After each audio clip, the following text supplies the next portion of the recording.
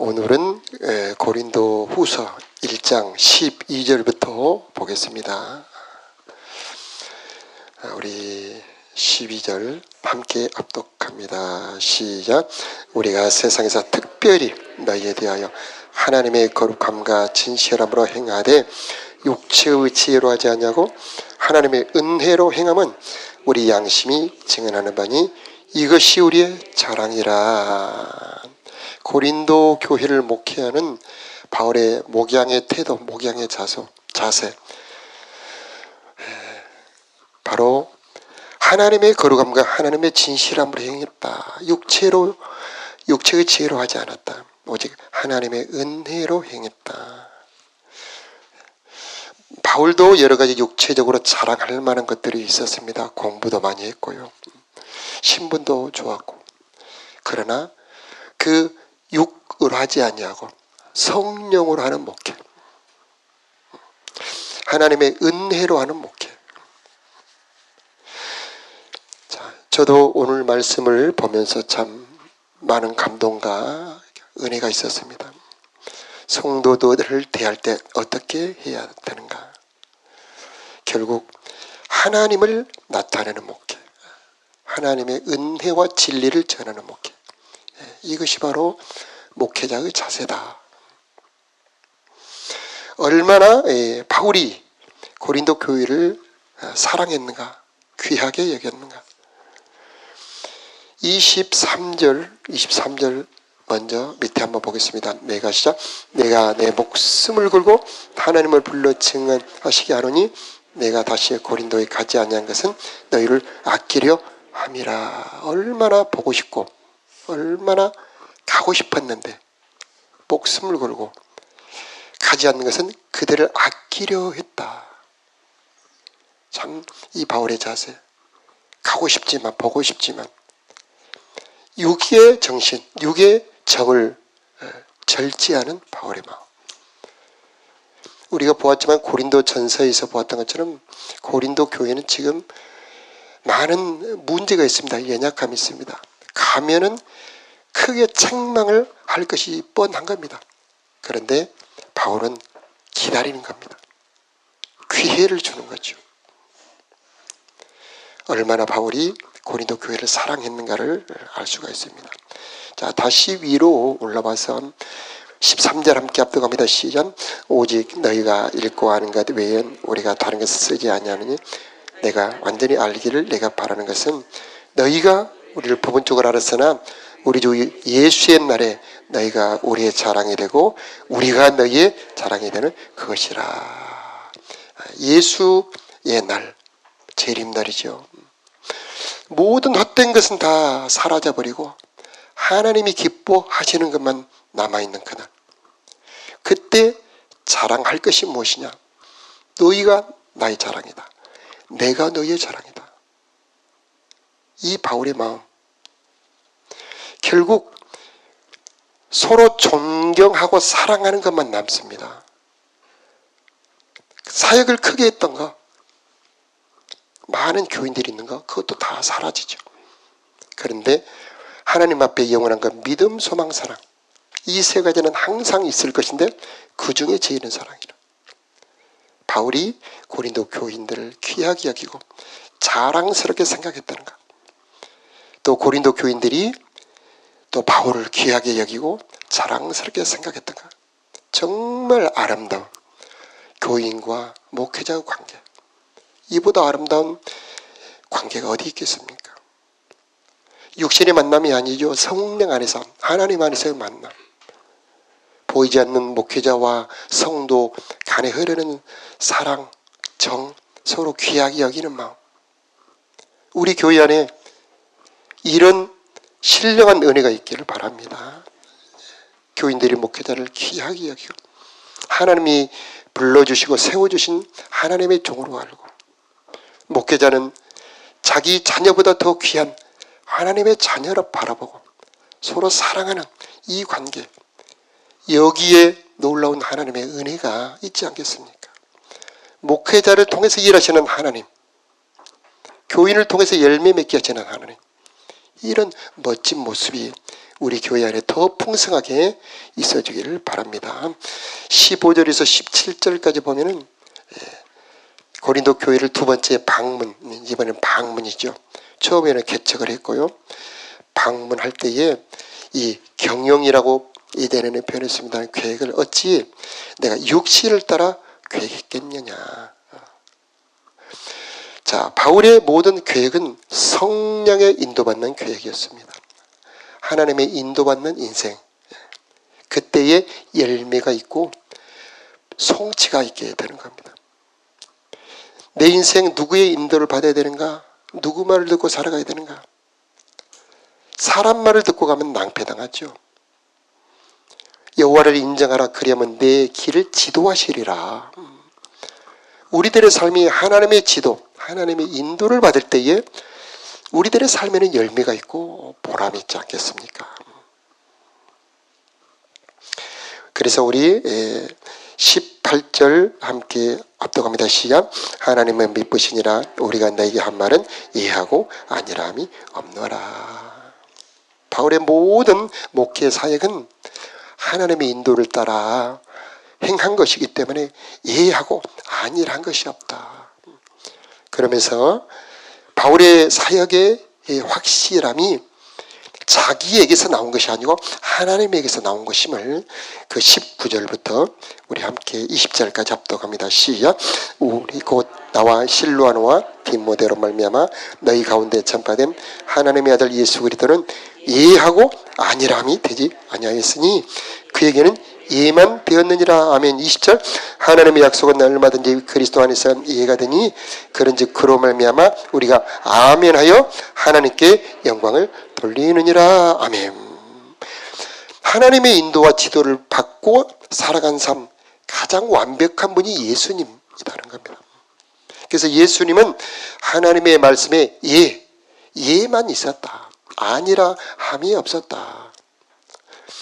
우리가 빌립보서에서 보았던 것처럼 그는 하나님의 본체, 높으신 분이셨지만은 자기를 낮춰 사람이 되셨고 또 죽기까지 복종하셨죠.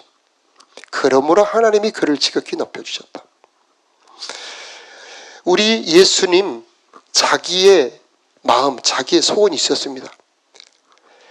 아버지께서 내게 주신 잔을 내가 마시지 않겠느냐. 그 잔이라 하는 것은 십자가 죽는 걸 말합니다.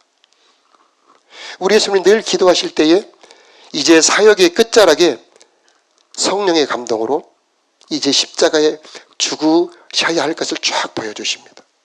누가 배신하고 누가 팔고 어떻게 잡혀가고 어떻게 고난받아 죽으실 것을 쫙 보여주실 때에 심히 고민하고 번민했습니다. 그래서 겟세마네 동산에서 우리 잘 아는 것처럼 기도하시죠. 아버지께서는 모든 것이 가능하오니 이 잔이 내게서 지나가게 하옵소서. 예수님도 소원이 있었어요.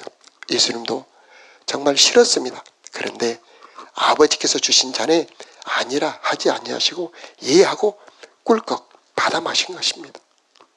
그로 인한 결과가 20절을 우리 20절 다시 한번 읽어볼까요? 시작. 하나님의 약속은 얼마든지 그리스도 안에서 이해가 되니 그런즉 그로 말미암아 우리가 아멘하여 하나님께 영광을 돌리게 되느니라. 하나님의 말씀이 내 삶에 이루어지게 하는 게 바로 예수 그리스도 보혈. 예수님이 아멘. 하나님의 말씀에 피를 뿌리신 겁니다. 그 언약에 피를 뿌리신 겁니다. 그러므로 하나님의 말씀은 반드시 이루어지게 되어 있습니다. 하나님께서 우리들에게 주신 약속이 무엇이냐. 성경을 제가 이렇게 쭉 보니까 하나님의 약속을 새 언약이라 그렇게 말씀하시는데 너무나 보배롭습니다. 너무나 놀랍습니다. 첫 번째로는 사죄의 약속이 있어요. 예수의 피. 예수의 피로 모든 죄를 깨끗하고 정결하게 하시는 사죄의 약속이 있습니다. 그런데 우리가 해야 될 것은 예수의 피를 믿고 자백 고백하는 거죠. 회개하는 겁니다. 두 번째는 거듭남 새 생명의 약속이 있습니다. 우리가 할 일은 예수의 이름을 부르는 겁니다. 예수의 이름을 영접하는 겁니다. 예수님의 이름에 생명이 있어서 그 이름을 영접하는 자, 그 이름을 믿는 자들에게 하나님의 자녀가 되는 권세를 주시죠. 세 번째로는 동행의 약속이 있습니다. 내가 결코 너희를 버리지 않냐며 내가 결코 너희를 떠나지 아니하리라. 하나님의 약속입니다. 이 약속이 믿어지는 자들에게는 두려움이 없습니다. 이 약속이 믿어지는 자들에게는 혼동이 없습니다. 이 약속이 믿어지는 자들에게는 공허함이 없습니다. 하나님이 나를 버리지 않냐고, 하나님이 나를 떠나지 아니하리라. 이 하나님의 약속입니다. 네 번째는 내가 반드시 너를 복주고 복주며 번성케 하고 번성케 하리라는 아브라함의 약속입니다. 우리 모두는 아브라함의 복을 받을 자들이죠. 아브라함에게 참 우리가 속된 말로 어처구니 없는 너무나 엄청난 약속을 합니다. 자식은 하나도 없는데 야, 너의 후손들이 하늘의 별처럼 바다의 모래처럼 번성할 것이다. 현실적이지 않죠. 이성적이지 않죠. 그런데 하나님은 약속을 이루셨습니다. 왜? 아브라함이 그 약속을 믿어 주었기 때문입니다. 우리가 할 일은 하나님의 약속을 믿어 드리는 겁니다. 그러면 하나님이 일하십니다. 약속은 하나님이 이루십니다. 내 입을 크게 열라 내가 채우리라 그렇게 말씀하시지 않았습니까? 새벽에 오신 여러분 입을 크게 여시기 바라요. 하나님의 약속은 너무 커요. 그러나 내가 믿어드리기만 하면 하나님은 이루어주십니다. 그 다음에 다섯 번째는요, 천국 기업의 약속입니다. 하나님의 기업을 상속해 주시겠다는 상속의 약속이에요.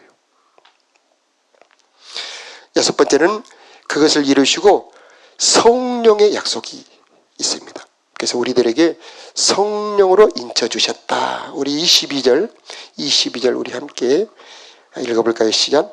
그가 또한 우리에게 인치시고 보증으로 우리에게 성령을 주셨느니라. 하나님의 모든 말씀은 반드시 이루어집니다. 그것이 믿어지는 만큼 성령이 임합니다. 그러니까 말씀이 믿어진 만큼 성령이 임하게 되어 있다는 얘기죠. 이런 하나님의 말씀을 받을 때 내 현실하고 안 맞아. 나는 안 될 거야. 그렇게 외면하지 마시고 흘려버리지 마시고 아멘으로 받아주시기 바래요. 그러면 하나님이 이루셔요. 우리가 할 일은 아멘밖에 없습니다. 일곱 번째는 영생과 부활의 약속이에요. 우리 지난주 말씀 들었죠? 아니 어떻게 사람이 화장해버렸는데 다 재가 되어서 흩어져 버렸고 다 공중으로 연기가 되어 날아가 버렸는데 어떻게 사람 몸이 부활하냐. 이성으로 믿을 수 없는 일이잖아요. 과거로 불가능합니다. 그런데 하나님은 가능하십니다. 우리는 부활하게 됩니다. 우리는 영광의 몸이죠. 우리 주님과 같은 찬란한 부활 영광의 몸, 부활 영광처럼 다시 살아나게 됩니다. 이것이 믿어지는 자들에게는 죽음의 두려움이 없고 삶의 허무가 없고 방황이 없습니다. 우리 할 일은 부활의 씨, 영생의 씨를 심는 것, 심는 것이 부활에 참여하는 겁니다. 또 약속들이 너무나 많습니다. 하나만 더 한다면 신의 성품에 참여하게 합니다. 우리들의 속사람 자체를, 우리들의 성격 자체까지도 바꿔주신다는 겁니다. 이것은 사람이 불가능하죠. 사람이 변하면 죽어 그런 말 있잖아요. 그건 세상 말입니다. 사람이 할 수 없는 건 하나님은 하실 수가 있습니다. 그래서 기도하는 겁니다. 마지막으로는 기도 응답의 약속. 여러분 이 새벽에 오셨는데 여러분의 기도는 반드시 이루어집니다. 그래서 기도하는 겁니다. 이 모든 약속 더 많아요. 더 많습니다. 수없는 약속들이 있는데 그런 약속을 반드시 이루시는 하나님, 신실하신 하나님. 우리 할 일은 아멘입니다. 그때 하나님 일하십니다. 자, 20절 말씀 함께 우리 두 번 읽어볼까요? 시작. 하나님의 약속은 얼마든지 그리스도 안에서 이해가 되니 그런즉 그로 말미암아 우리가 아멘하여 하나님께 영광 돌리게. 우리 한 번 더 읽어볼까요? 시작. 하나님의 약속은 얼마든지 그리스도 안에서 이해가 되니 그런즉 그로 말미암아 우리가 아멘하여 하나님께 영광을 돌리게 되느니라. 아멘. 하나님의 약속은 반드시 이루어지는데 우리가 할 일은 아멘이죠. 그때에 하나님께서 영광을 받으신대요. 그래서 우리가 말씀을 받을 때에 어떤 교회를 가보면요, 목사님 설교 말씀할 때 아멘을 아예 안 하는 교회가 있어요. 그런 교회 가면은요, 정말 냉장고에 온 듯한 그런 교회가 있습니다. 근데 어떤 교회 가면은요, 아멘이 정말 자연스러우면서도 은혜스럽게 아멘하는 데가 있어요. 그런 교회는요, 제가 가보면은 왠지 모르는 따뜻한 성령의 운행하심이 있더라고요. 여러분, 말씀을 받을 때 아멘 하시기 바랍니다. 입으로도 아멘이 있고요. 그 다음에 마음으로 아멘이 있고요. 그 다음에 세 번째는 삶으로 아멘이 있어요. 그래서 먼저는 입으로 아멘하는 겁니다. 그 다음에 마음으로도 아멘하고요. 그 다음에 삶으로도 아멘하는 겁니다. 그때에 하나님은 그것을 영광으로 받으시는 겁니다. 그래, 네가 내 말을 믿어줬구나. 그래, 네가 내 말을 받아주구나. 오냐 내가 일하마. 하나님 그렇게 기뻐하시고 우리들의 삶에서 역사하시고 그 내용대로 이루어 주실 것입니다. 자, 21절 22절 우리 한 번 더 읽습니다. 시작. 우리를 너희와 함께 그리스도 안에서 굳건하게 하시고 우리에게 기름을 부으신 이는 하나님이시니 그가 또한 우리에게 인치시고 보증으로 우리 마음에 성령을 주셨느니라. 아멘. 인쳤다는 겁니다. 우리 세상에서도 그러잖아요. 계약서 도장 찍어버리면 공 하나 잘못 쳐가지고 10배 100억짜리 계약인데 1000억을 물어줘야 되는 경우가 있어요. 그 계약대로 해야 됩니다. 그러면 900억을 손해보거나 900억을 이익을 볼 수도 있습니다. 자, 왜 그렇죠? 계약서에 한 번 도장이 찍어지면 그대로 이루어지기 때문이죠. 하나님이 인쳤다면 반드시 되지 않겠어요, 여러분? 하나님이 인쳤는데, 성령으로 인쳤는데, 예수 그리스도의 보혈로 인쳤는데, 그래서 그 피가 뿌려짐으로 말미암아 반드시 이루어지게 되어 있다는 얘기입니다. 이것이 바로 우리들의 힘이에요. 성경의 능력이 있습니다. 말씀에 힘이 있어요. 성취하는 능력. 그것은 예수 십자가 보혈과 성령이 이 말씀 안에 있다는 얘기입니다. 여러분, 이것이 여러분의 삶에 힘이 되시길 바랍니다. 내가 힘들고 방황할 때 성경에서 찾으세요. 답은 사람에게 세상에 없습니다. 그러나 답은 하나님의 말씀에 성경 안에 있습니다. 이 새벽에 여러분 기도가 응답되게 될 것이니 기도함으로 응답받으세요. 모세처럼 약속을 붙잡고 기도할 때 하나님은 그 기도대로 그 언약대로 이루어 주실 것입니다. 자, 우리 기도하겠습니다.